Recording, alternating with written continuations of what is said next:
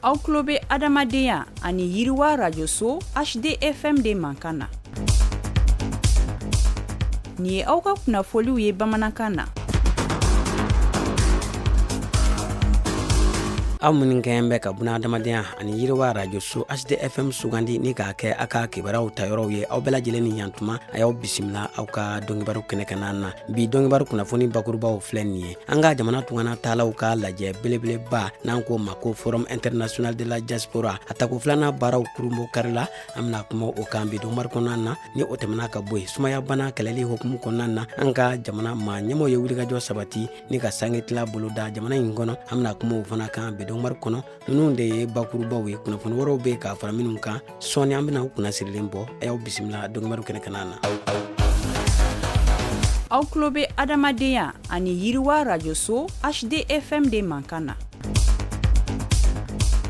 Tabarikala aw danga se kokura dɔnkibaru kɛnɛ na n'a fɔ an bɔra k'a fɔ kunnafoni daminɛw la cogoya min na an ka jamana gouvernement u ye wulikajɔ kɔni sabati ni ka an ka jamana tungana taalaw ka lajɛ belebeleba baaraw kɔni kurunbɔ kari ni o y'a tako filanan kɔni ye. Fɛn min ye a baara in bolo dalen don juillet kalo tile 16 ni ka taa bila a tile 18 la Bamakɔ yan nɔ. O kɛn bɛ ka babuse min kɔni sugandi jamana in kɔni kɔnɔna na o de bɛ tali kɛ tungana taalaw olu ka wulikajɔ waasa ka se ka an ka jamana sɔrɔ ka se k'u kɔni kolo sinsin yiriwa badabada o bɛ se ka sɔrɔ cogoya min na. Ni wulikajɔ belebeleba in kɔni kɛnɛ na an ka jamana minisiri min ni ale ka wulikajɔ ɲɛsin bɛ tungana taalaw ka ko ɲɛnabɔli kɔni mɔ. A ye hakilinajigi kɛ jɔda min bɛ tungana taalaw kɔni na jamana in ale sɔrɔ ko la. U y'a jira k'a fɔ ko san o san an ka jamana tungana taalaw u bɛ min ci ka bɔ jamana kɔ kan ka na faso Maliba kɔnɔ ko a bɛ taa jɔ CFA wari miliyari 700 bɔɲɔgɔnko la min kɛlen don ka jamana in kɔni dɛmɛ min ye sɔrɔ ani musaka kunyaw kɔni na. Ni kɛnɛ belebeleba in kan maa caman kun bɛ yen nɔ minnu ye dantigɛliw kɔni kɛ k'a jira k'a fɔ an ka jamana tungana taalaw u jɔyɔrɔ ka bon jamana in yiriwali la. Halisa an bɛ tɛmɛ ni kibaruyaw ye. An ka jamana gouvernement u ye wulikajɔ kɔni sabati ni ka min ye sumaya bana kɛlɛli ka o wulikajɔba baaraw kɔni kurunbɔ kari samiya donda in kɔni na. Fɛn min ye a baaraw kurunbɔ karili kɔni kɛra min ye ɲamana o dɔgɔtɔrɔso kɔni na min kɔni bɛ Kalabankoro kɔni kɛnɛyaso mara kɔni fɛ. Ni wulikajɔ belebeleba in a kɛkun de ye ka se ka jamanadenw kɔni tanga ka bɔ sumaya bana ale kɔlɔlɔ kɔni mɔ. O kɔni senfɛ min ye sangesule o y'o kɔni tila maaw ni ɲɔgɔn cɛ falaki ni ka wulikajɔ fana sabati denmisɛnninakaw ka se ka boloci dɔ kɔni kɛ u la min b'u tanga ka bɔ sumaya bana ale kɔni minɛli mɔ. Fɛn min ye nin kɛnɛ belebeleba in kan an ka jamana minisiri min bɛ ni ale ka wulikajɔ kɔni ɲɛsin bɛ kɛnɛya sabatili kɔni mɔ. Fɛn min ye ale kɔni kumana a y'a jira k'a fɔ ko nin wulikajɔba fila in ni o de ye sange tila ani denmisɛnninw bolocili ye ko a kɛkun de ye ka se ka jamanadenw tanga seba tɛ minnu kɔni ye ka se ka u kisi ka bɔ sumaya bana ale kɔlɔlɔw mɔ. Janko ni samiya in kɔni na kɛrɛnkɛrɛnnenya la denmisɛnninaka minnu ni olu kɔni si tɛ san 5 bɔɲɔgɔnko kɔni bɔ. L'INFP ale ka lasigiden min bɛ an fɛ yan faso Maliba kɔnɔna na ni o ye Mohamed Lemin Mohamed Beyiba ye.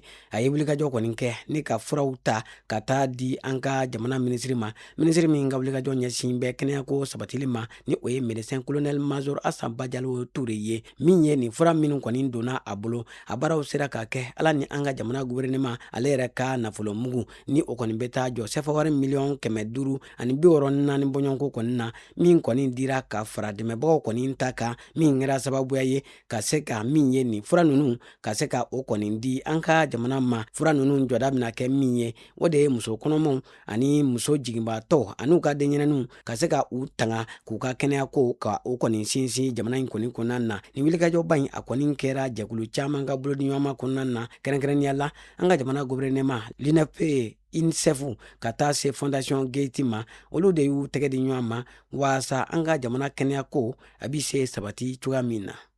Diɲɛ tɔnba min ka wulikajɔ ɲɛsin bɛ kɛnɛya sabatili mɔ ni o kɔni ye OMS ye. U ye wulikajɔ kɔni sabati ni ka dolari wari miliyɔn 3 n'a kunkanfɛn kɔni fara ɲɔgɔn kan waasa ka se ka dɛmɛ ta ka ɲɛsin an ka jamana kɛnɛyako sabatili kɔni ma. A musaka in a kɔni bɔra Fonds humanitaire régional pour l'Afrique de l'Ouest et du Centre kɔni kunna. A kɛkun ye mun ye ka se ka jamanadenw kɔni dɛmɛ u ka kɛnɛyako ka se ka sabati. Nin baara in kɔni bolo dara ni an ka jamana baɲumankɛ tɔn wɔɔrɔ bɔɲɔgɔnko olu ka boloɲɔgɔnma kɔni kɔnɔna na an ka jamana marabolo kɔni kɔnɔ ni o ye Mopti, Sikaso, Kulikoro, Tɔnbukutu ka taa se Segu kɔni mɔ. Ni wulikajɔ in na kɛ sababuya ye ni ka kɛnɛya kɔni ta k'a ɲɛsin maa 200,003 bɔɲɔgɔnko mɔ. Kɛlɛ ani basigibaliya kɛlen don sababuya ye ni ka degun ni tɔɔrɔ lase o maa minnu kɔni mɔ. Fɛn min ye projet in kɔni kɔnɔna na u kɛn bɛ ka baara dɔ kɔni bolo da ni o bɛna ɲɛsin an ka jamana muso 10,000 bɔɲɔgɔnko ma ka se ka olu kɔni dɛmɛ u ka jiginniw na. O tɛmɛnen kɔ u kɛn bɛ ka baara wɛrɛw kɔni bolo da projet in hokumu kɔnɔ ni o de ye boloci ani ka furaw kɔni sarada maaw ni ɲɔgɔn cɛ waasa kɛnɛyako o ka se ka sabati. An bɛ taa Gawo ale kɔni marabolo la baɲumankɛtɔ Amsod maaw u ni INFP ka taa se coopération italienne maaw kɔni mɔ u jɛra ni ka min ye an ka bolimafɛn dɔ kɔni labɛn min k'a kɛ i n'a fɔ dɔgɔtɔrɔso n'a bɛ ta ka taa yɔrɔ bɛɛ lajɛlen kɔni na. O dɔgɔtɔrɔso in a kɛra sababuya ye ni ka kɛnɛya ta k'a ɲɛsin maaw ma maa minnu ni olu bɔra u sigiyɔrɔw la ka sababuya kɛ gɛlɛyaw kɔni ye u n'u jatigiw olu kɔni bɛɛ lajɛlen ye furakɛli kɔni sɔrɔ. Kabini nin wulikajɔ kɔni daminɛ na maa 191 bɔɲɔgɔnko olu de kɔni ye furakɛli sɔrɔ falaki k'u to u sigiyɔrɔw kɔni na. Fɛn min ye projet in a bɛna lawaleya kalo 4 bɔɲɔgɔnko kɔni kɔnɔna na Gawo Burem ale kɔni hokumu kɔnɔna na waasa ka se ka maaw kɔni dɛmɛ maa minnu ni seba tɛ u ye k'u ka kɛnɛyakow sabati. An ka jamana kibaruyaw kɔfɛ an bɛ taa kɔkan jamana ale kibaruyaw la an b'o daminɛ Sudan jamana kɔni kana na. UNICEF maaw olu kɔni ye a jira k'a fɔ ko buna adamadenw lahala man ɲi Sudan kɔnɔ ka sababuya kɛ basigibaliya o kɛra sababuya ye ni ka maa caman kɔni bɔ u sigiyɔrɔw kɔni na ko Sudan kɔni kɔnɔ denmisɛnnin hakɛ min bɔra a sigiyɔrɔ la ko o ɲɔgɔnna kɔni tɛ diɲɛ kɔni kurukara kɔnɔna na ko balɔntanya b'u la kɛnɛyatanya ani jintanya. Fɛn min ye nin denmisɛnnin ninnu k'u kɔni mago bɛ dɛmɛ kɔni na fɛn min ye ko kɛlɛ a jirɔ jalen don Sudan ale kɔnɔna na.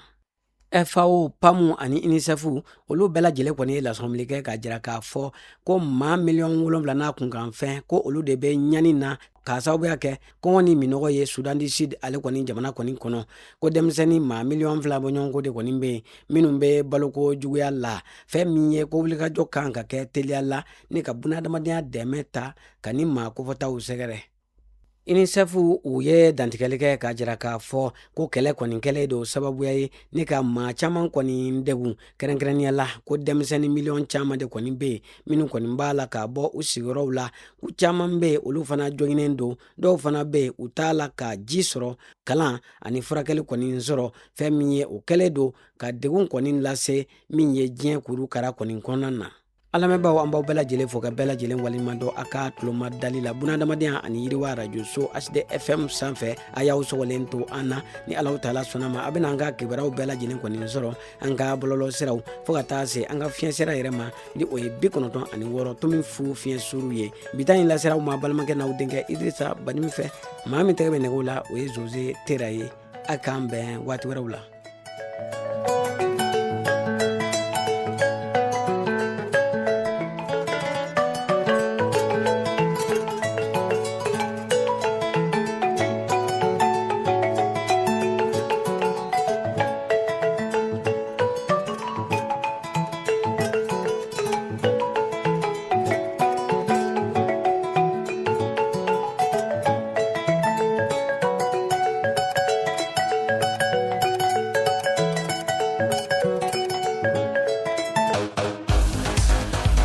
Aw tulo bɛ adamadenya ani yiriwa radio so HDFM de mankan na.